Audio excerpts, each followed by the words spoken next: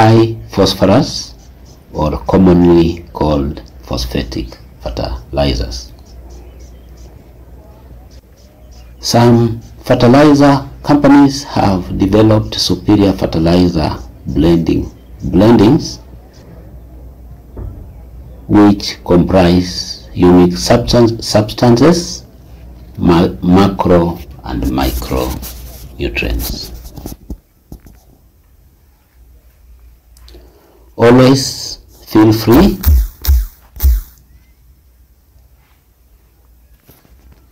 to consult us for further discussion on any fertilizers and amount required.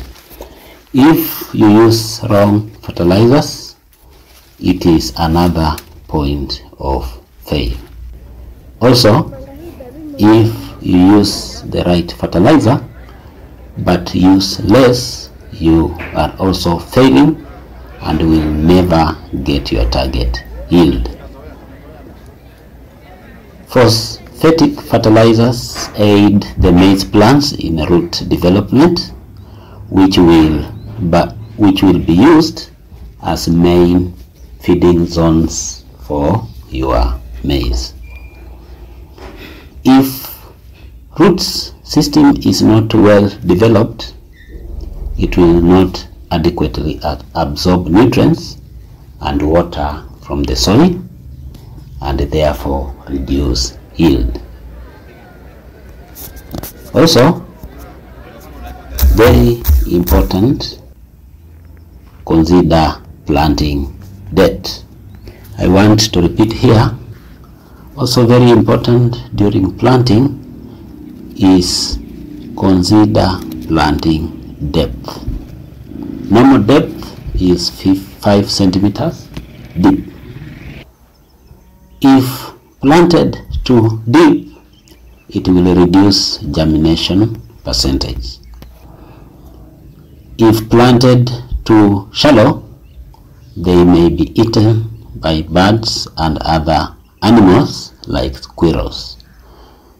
Also, if planted too shallow, the seeds may be washed away by runoff or may not develop strong roots to anchor the growing maize plant. Activity number 5 is application of pre and early post-emergent herbicides. Bear in mind that this applies only to pure maize stand, those farmers who grow maize alone. If you have intercropped maize and beans, don't use these herbicides.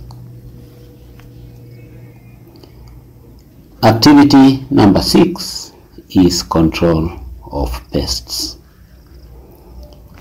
As discussed in previous videos, main pests in maize is fall armyworms and maize stalk borer. Stalk borers are very easy to control with mild insecticides. Other pests are aphids and cutworms. Cutworms affect germinating seedlings by cutting their stems, while aphids come much later. Feel free to share about the presence of cutworms in your farms so we can discuss them further. Activity number 7 is top dressing. This is application of nitrogenous fertilizers when maize plants are actively growing.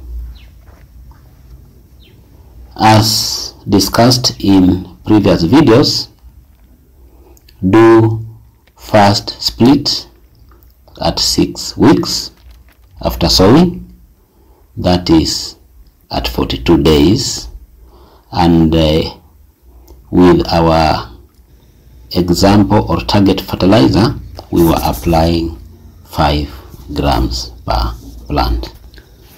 2 weeks later, do second split of top dressing fertilizers, that is at 56 days after planting. Using our sample fertilizer, rate is 5 grams per plant. In our previous discussions, we applied 5 grams per plant,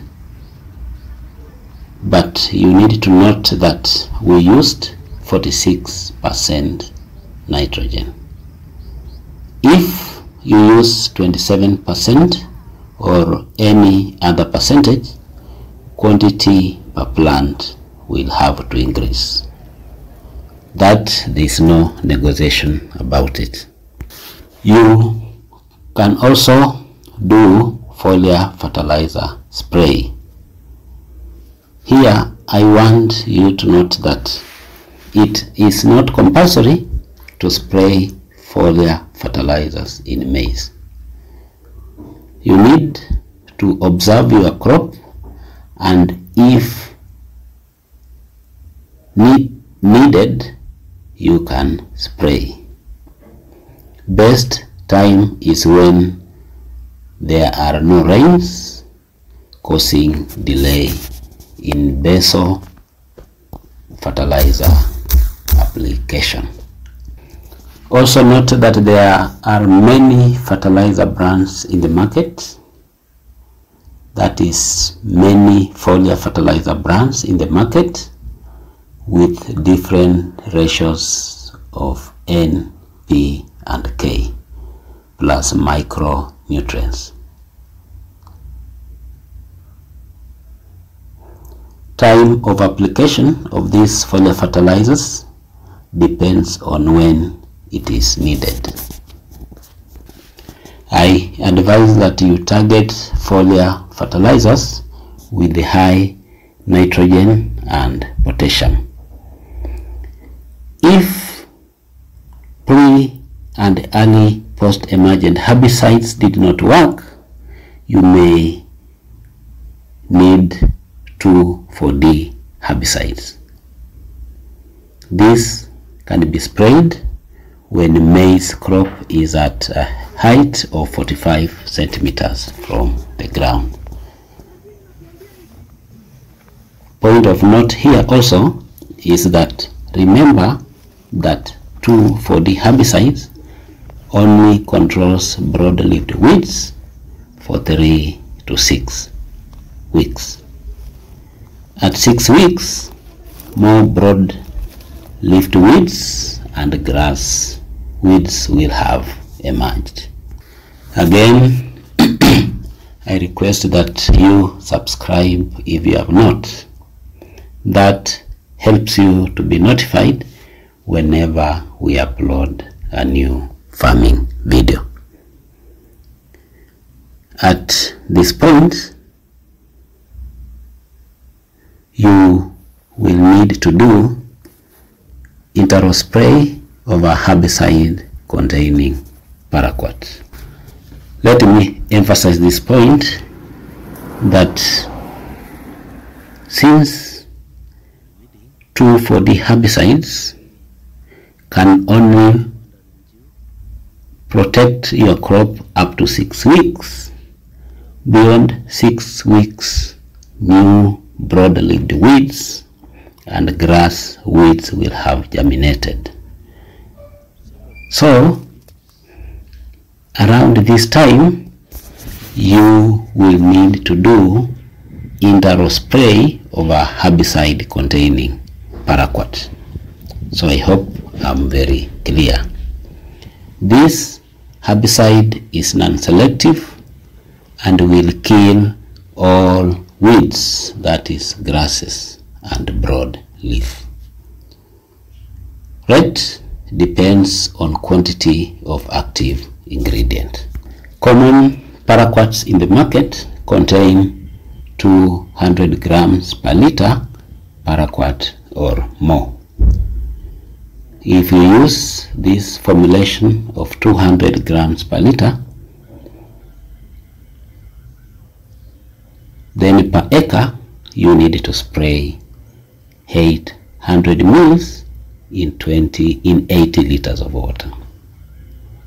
Per hectare, it will add up to 2 liters in 200 liters of water. I want to emphasize that if you spray paraquat based herbicides, you must do it in the row, that is between the rows of maize. You must not spray on top of the maize. If exposed to green leaves, they will be scorched, though the crop will recover. If sprayed on top, it will kill the whole of the maize plant and will likely not recover. And this should be the last spray on weeds in your maize field. So the last activity is harvesting and shelling. Some farmers will do it manually, others will use combine harvesters. Thank you and welcome.